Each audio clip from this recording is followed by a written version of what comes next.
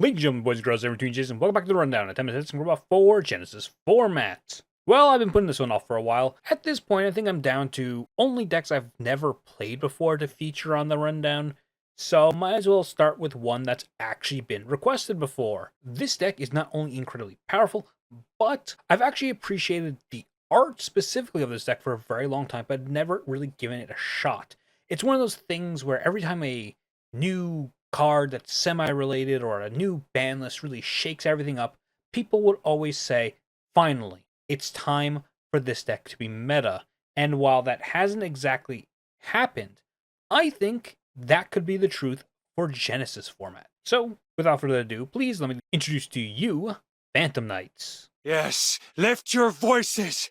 Sing for me! Sing for me! That's right, today we're taking a look at Phantom Knights, one of the most prolific XYZ decks of all time, being both a fan favorite and the occasional meta powerhouse. However, in recent times, the Phantom Knights have kind of been relegated to just being like extenders for some heinous warrior piles, especially if you're playing a Master Duel, and sometimes they've been relegated to being the first words of Rusty Bardish's name. But after a whole host of brand new Phantom Knight cards released, it's been seeing a lot more play. Specifically, we're talking, of course, about Genesys format. With no links, we don't have access to Rusty Bardiche or Cherubini, but we're able to play a whole bunch of other rank 3 enablers to really bring together a ultra powerful deck. Let's talk card by card. First up, we have our Pointed Phantom Knights, Decayed Cloak, and Doom Soleil. These are two of the brand new cards.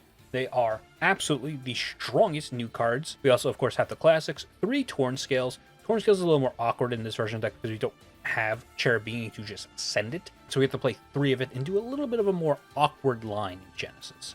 And then the rest of our names are Ancient Cloak and, of course, Silent Boots. Next up is our rank 3 engine enablers. We have 3 Tour Guide. Very interesting thing Omega does here is when a card goes from having points to not having points, they mark it as 0, which I think is very fun. We're also playing a little bit of a Goblin package, which is just Dug, Charger, and Clatter Sploder. You'll see in the replays what exactly the specifics of these 2 Goblin Bikers are. And our last little engine piece is we have 1 Zept Wing. There is actually a different version of the deck that plays more Materiactors. I think it's very interesting. It's just Materiactors isn't really a deck I know at all, so I stuck to learning 1 deck rather than learning multiple. And then just our non-engine monsters, Skullmeister, Perulia, and Ghost Ogre and Snow Rabbit at 9 and 4 points respectively. Then, interestingly enough, all our spell cards are pointed because we're on 1 rank up Magic Requiem and 1 rank up Magic Launch. All rank ups are forced to have a singular point so that they can't be played alongside the 100 point Utopic Zexal something or other. It's just some floodgate guy. Then we have Goblin Biker Grand Breakout, 2 Cosmic Cyclones, 3 Forbidden Chalice, and our trap. 1 of the brand new Phantom Knights Umbrage Veil, 2 Fogblade, Full Armored XYZ, and Materiactor Critical. To the extra deck, we'll start with our pointed cards. We have 5 points in Utopic Features Zexal, 10 on Phantom Knights of Malevolent Scythe, 10 on Gabanga, 1 on Breaksword, and then the rest. Leviar the Sea Dragon, the TCG exclusive Shaman Knight, Materiactor Exiguard, XYZ Armored Torpedo, Full Armored Utopic Ray Lancer, Dark Rebellion XYZ Dragon, Evil Swarm Ophion, XYZ Armored Fortress, Dark Requiem XYZ Dragon, Arch Rebellion XYZ Dragon, and Full Armored Dark Knight Lancer. For the side, we're playing 3 Artifact Lancia. Then we're also on 3 Dark Hole for going second, just great to have a board wipe so lowly pointed. Then we're also on 3 Blizzard, 3 Twin Twister, and 3 Debunk. We have to have something here for Blitz Click, don't we? Anyway, that's the deck. So why don't we check out some games? Alright, here we are. Game number 1, our opponent is on Labyrinth. Labyrinth is actually a pretty powerful deck here in Genesys, but it's one of those decks where nothing's really solved. I think I feel the same about this Phantom Knights deck. There's probably a bunch of different variants of both going around, but let's see what our opponent can do. We're going first and we open Twin Twister, Grand Breakout, Tour Guide from the Underworld, Chalice, and Chalice. Alright, we're going to go ahead and start off with our only starter, Tour Guide from the Underworld. Summoning another copy of herself. Overlaying into Malevolent Scythe, detaching to summon Decayed Cloak, which Decayed Cloak will then add Silent Boots. We'll then special that Silent Boots, and they reveal Arias Enhanced Setting Trap Trick. Alright, Trap Trick now for Daruma Karmic Cannon. And this would be a turn ender if we didn't have Grand Breakout. Exactly, so we'll go Grand Breakout, summon Dug Charger. He has no targets, so we'll just banish Silent Boots, get Fogblade, and set 2 extra cards. I think this could do enough. They'll lead Ariana, we'll Fogblade that. They chain Aria's support so we respond to their Labyrinth. They'll go Aria's effect, summon the Lady from hand, use the Lady effect, but we have the Chalice for that, so we go ahead and negate her. They set 1 single card and go Battle Phase. Swinging over Doug Charger, probably the worst card they could have attacked over. Okay. Tween in end step, popping their big welcome Labyrinth, which is another problem, but we drew Debunk. It's fine as long as we get Torn Scales on board, which we summon off the Malevolent Scythe. They're going to bounce Scythe, probably keep us off some rums, and then trigger in order Lady and Ariana, summoning Backjack from hand. They pop the Torn Scales, but we Fog Blade it back to the field and activate the effect, pitching that Debunk to send Torn Scales. Shamanite effect now, attaching the trap, sending all 3, summoning back to Silent Boots, banish Cloak, add another Doom Soleil. Torn Scales saw the banish, so he's going to summon himself. Then we normal summon Doom Soleil, set from our deck the Rank Up Magic Requiem. We go for Breaksword now. Breaksword breaks Lady Lab. And we summon back Decayed Cloak and Boots, adding another Boots to hand. Alright, those are 2 4s now, so we make Dark Rebellion, use our Rum, target it, Reborn Ancient Cloak, and then summon Arc Rebellion XYZ Dragon. And unfortunately, I am not good at math. Let's make Malevolent Scythe again, normal summon Boots, negate everything, and 84 is not enough. But with that detach, we're able to add our second copy of Fogblade, which we'll go ahead and set. And it's pretty much just 2 cards in a dream for our opponent. They cannot link off this Backjack or anything, and I guess the top deck just didn't do it. So they go ahead and scoop it up, and we win the game. Next up for game number 2, our opponent is on Invoked. Invoked is probably one of the top decks in Genesys, being one of the decks people side deck specifically for. Anyway, we're going first. We opened Rank Up Magic Launch, Grand Breakout, Materia Actor Critical, Fogblade, and Doom Soleil. Wow. Great draws here. At least we got the 1-card combo. Alright, let's go ahead and lead with a special summon of Doom Soleil because we control no monsters. Setting the Umbrage Veil. Umbrage Veil effect, summoning itself as a monster, which will then overlay 4, of course, Malevolent Scythe. We will detach these Doom Soleil, summoning out Decayed Cloak. Decayed Cloak adds us the Torn Scales, and we then normal summon the Torn Scales, pitching the Grand Breakout, sending Ancient Cloak. Overlay 2 for Exegard. Exegard then summon Zept Wing from deck, and now we have the counter trap turned on for their turn. Cool. Banish Ancient Cloak, add Boots. Torn Scale sees it, summons himself. We're then able to summon the Boots, trigger Doom Soleil, turn those guys into 4s, and if they were holding a Nibiru, it is over 4. So we add the Requiem off Malevolent Scythe, summon him back, Ancient Cloak, overlay for the XYZ Dragon, then make Big Gabonga, adding Doug Charger. Doug's going to detach the trap card here, which means our Malevolent Scythe is a dark with no materials, so we're able to rank it up into Ophion. Fun stuff. Gabonga triggers and then phase 2 to equip Clatter Exploder. This doesn't really matter. Usually we don't want to end with these guys on board, but we had to do the line a little awkwardly because of the way we drew.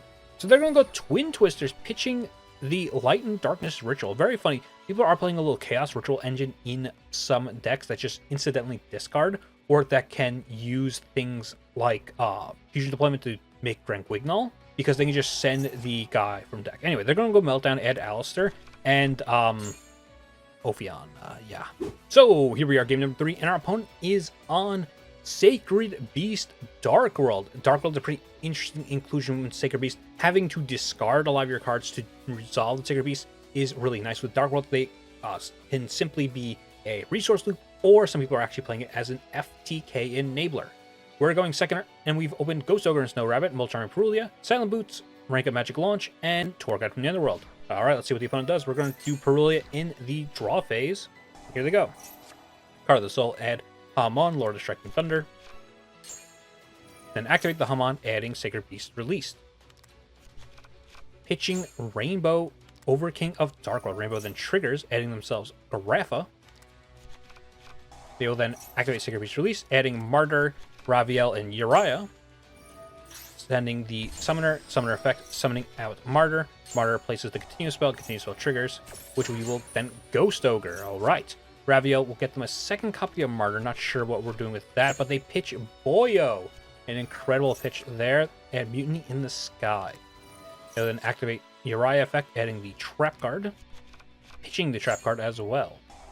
activating the Grave effect, fusion summoning the Chaotic Phantasmal Sacred Beast, and passing. Seems like they didn't have much in terms of engine. We top deck Forbidden Chalice, which means we're just incredible at Yu-Gi-Oh! Alright, well, now with the one interaction out of the way, let's go ahead and Normal Summon Torghast from the Underworld and summon another copy of herself. Overlay immediately from a level 1 site, detaching special summoning Silent Boots before detaching one to summon Doom Soleil. Sorry. Doom Soleil effect sets the trap card. Hey, you ever see this one before? Activating the trap card. And we overlay for XYZ Armored Torpedo. This is to get both of those engraved. We draw a Skullmeister. Interesting. Very funny. Add the trap card to our hand by going XYZ Armor Fortress. And then pitching that for Full Armor Utopic Ray Lancer.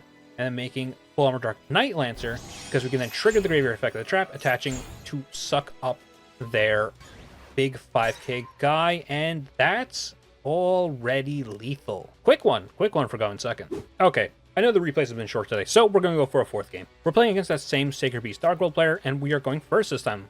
We've opened Clatter Exploder, Phantom Knights of Tornscales, Rank Up Magic Launch again, another Tornscales, and Decayed Cloak. Alright. They're going to fool us in the draw phase, which could be a problem, but maybe we can do something a little wacky. Decayed Cloak effect, going to reveal Tornscales to summon itself and add the Silent Boots effect, and then the Tornscales and our normal summon, pitching the other Tornscales, sending the trap. Trap will trigger, making Shamanite. Shamanite will equip the trap, and Tornscale sees the banish, so it summons itself. Become 11 Sight. And at this point, I realized right away that I don't care about Fuelos. I already know point distribution of my opponent, and I realized I can just build a board they can't break. So let's go ahead and do that. Soleil is going to get us the Rank Up Magic Requiem. Go then use Shamanite effect, detaching all the material to summon back Decayed Cloak, and yeah, we had the RUM, so let's just make Ophion, add a copy of Fogblade, and we're kind of chilling. Exegard, detaching, get Zeptwing, give them another draw, why not? Zeptwing, get us the Counter Trap. So, we have the negate for any kind of breaker, right? The only thing that kind of beats us here is like Dark Hole, you know? They're gonna go Dark Corridor, add Rainbow, pitch the same Rainbow effect to add Grapha, which they will then use Hamon, adding Released, sending Grapha. Grapha effect will trigger, which can pop our Ophion, but that's why we had the counter. Add back the Cloak and send back our material. Sacred Beast Release trigger, add 3, add Lucient, but Ophion's still on board, right? Alright. Thunderclap effect, they're going to set 3, reveal Raviel, get the field spell. Summoner of the Sacred Beast, summoning out Martyr. They're kind of just spinning their wheels. Yeah, they go field spell, summon another Martyr, and they're like, huh. Yeah, Ophion's a hell of a card, ain't it? So, we're back with deck, and, Ophion. Yeah, this guy should probably be 100 points. But let's talk strengths and weaknesses. First up, the strengths. You pretty much make an unbreakable board going first. This is one of those decks that can pretty much just crap out their entire hand and just build a board that can't be broken. We have the Materiarch Counter Trap, we have a Floodgate Ophion, we have 3 monster negates with Dark Requiem XYZ Dragon. Not to mention, it says this guy can also reborn XYZ monsters, which happens sometimes, but also sometimes your board is too full with the rest of the end board. We also have powerhouses like Utopic Features Zexal and the full armor guys. We also have a lot of points to work with. I know I spent the points on 3 Perulia, 3 Ghost Ogre, but these could be swapped around. You could probably go for more hand traps, maybe switch out Meister with a pointed hand trap by just getting rid of Perulia and going for something a little bit cheaper. But with the strengths come the weaknesses. Going second, the deck isn't great going second. It has some pretty defined choke points. One of the big reasons I'm playing Ghost Ogre and Meister in the main is these are actually really good cards against Phantom Knights. There's also an issue with the Phantom Knights where it's kind of hard to get bodies to stick sometimes. Like, again, with going second, you know, we can summon a Doom Soleil, but if we have one special and then a normal summon starter, that's just not enough to play into a game where the opponent drew like Chalice and made an end board. Most Phantom Knights builds I have also seen also have this problem with like soft garnets. You can see the ones we have are like the Goblins and the Zeptwing and the Critical and the Full Armor XEs and the Fog Blades. The Trap is kind of soft garnet. But all in all, I really enjoyed my time with this deck. I liked it so much I gave it 2 full stream sessions. If you want to check those out, you can go to the Twitch channel and check out my VODs. I'm actually currently on a streaming vacation, where I've been streaming every single day of the week. As you're hearing this, if you're seeing this on the dates uploaded, which is a Friday, I have both Friday and Saturday as the last days of my streamcation. So you should check those out. And you should also like this video, subscribe to this YouTube channel, and I'll catch you guys later. Take care.